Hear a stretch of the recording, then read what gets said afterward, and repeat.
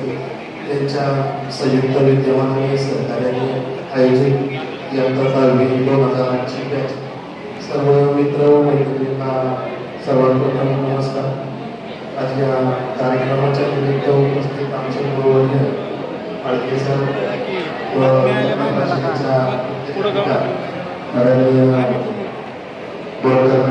आमच्या Shevala madam Suryavansh madam यांचं या कार्यक्रमाला उपस्थित राहिल्याबद्दल हार्दिक असं अभिनंदन. आजच्या या कार्यक्रमाला उपस्थित राहून सर्व 2008ची बॅच आणि आता 2025 जवळ 17 वर्षांना काय आज दावडीचा शॉर्ट तो पण ओळख येत नाही थोडं ओळख येत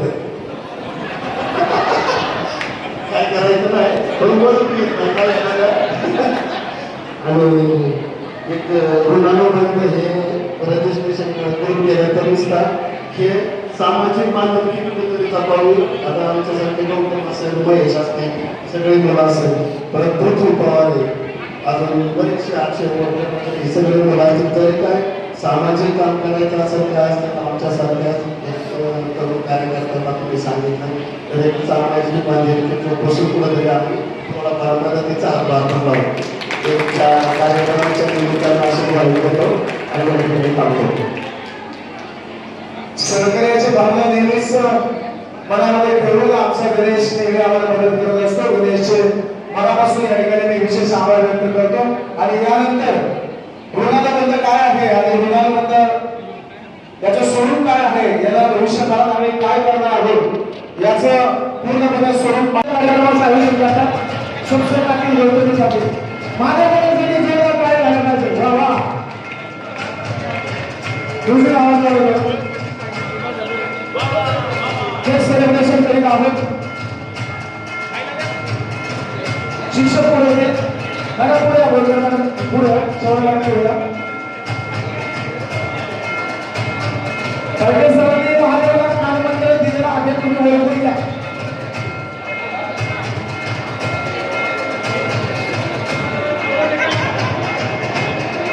आणि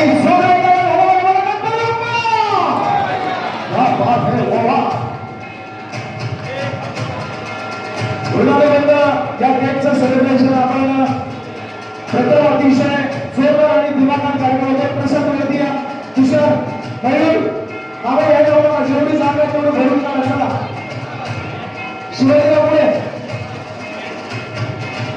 पुढे आपण पुढे शेवटला पुढे या. सहकार्य परिवर्तन परिवर्तन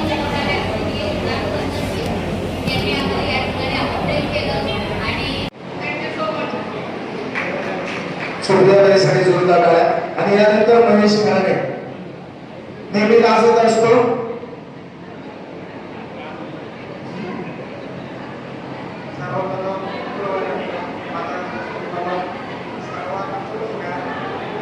मी यांच्या पुढे काही बोलू नाही शकत फक्त यांच्याकडनं शिकत आलो त्यामुळे मी आता ह्या क्षेत्रात आहे सर्वांच्या समोर.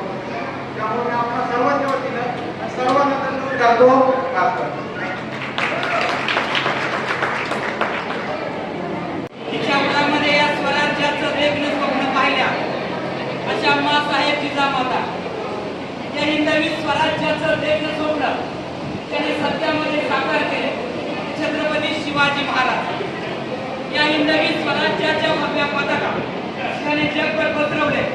ते छत्रपती संभाजी महाराज यांच्या पदपर्शने पावन झालेल्या आज या पिऊर पाट्याच्या या निसर्गरम्य वस्तीमध्ये हा साजरा होणारा खऱ्या अर्थानं पृथ्वीराज कपूर मेमोरियल हायस्कूलचे विद्यार्थी त्याचबरोबर कन्या प्रशालेच्या विद्यार्थी हा गेट टुगेदरचा सोहळा पार पाडत असताना या सोहळ्यासाठी आजचे जे प्रमुख अतिथी म्हणून लाभलेले आहेत त्यांच्या स्वच्छ वाणीवरून या ठिकाणी प्रवचनरूपी सेवा केली जाते. खऱ्या अर्थानं आमच्यासारख्या विद्यार्थ्याला आज या व्यासपीठावर उभारी दिली ते आमचे गुरुवर्य हरिभक्त परायण सन्माननीय फाळके सर यांचं सर्वप्रथम या ठिकाणी मी दिलगिरी व्यक्त करतो. काही कारणास्तव मला कार्यक्रमामध्ये थोडं लेट झालं. त्याच्याच अगोदर मी या ठिकाणी 9 वाजता येऊन कार्यक्रमाची पूर्वतयारी करून या ठिकाणी गेलो.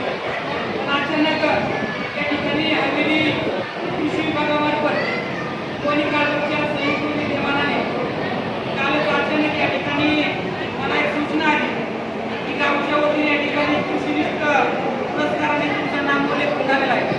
त्यामुळं वेळेअभावी मला त्या ठिकाणी जाणं झालं.